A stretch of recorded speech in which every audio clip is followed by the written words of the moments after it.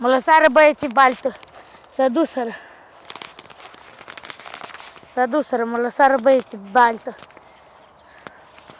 Hai să mergem acasă. Băturăm 6-2.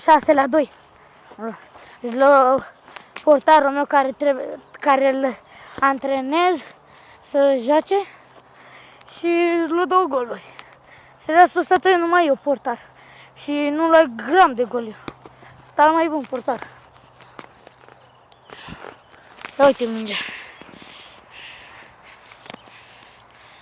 Cel mai bun portar.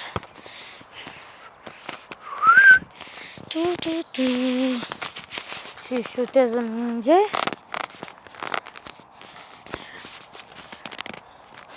Se duce plecare toți copiii. Le ciude că pierdură chipsurile, sticla de apă. Le ciudă că pierdură. Asta e poarta lor, că noi nu avem porți adevărate. Și uite acolo avem noi poarta noastră din buturi făcute. De 4 metri. De ăștia de 6, că nu mai nimer. Și gen, noi băturăm. Eu îmi rupsei picioarele, mă zgâriai. Și n-am ce face, le ciudă. Îi băturăm, le dă duierăm. Hai de mine, ce e? 6-2, tu și gen, tu și că jucarăm. Jucăm de 2 ore.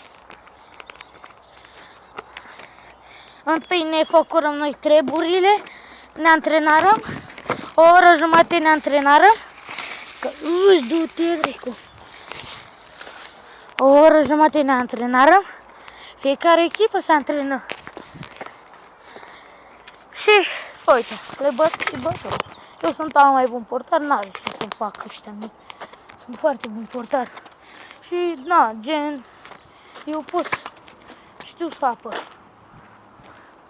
Sunt foarte bun portar.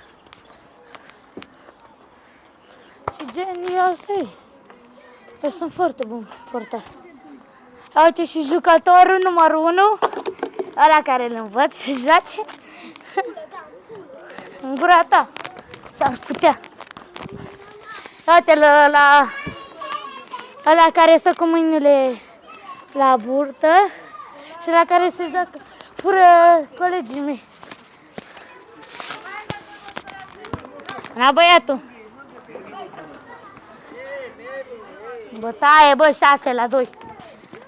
Pa!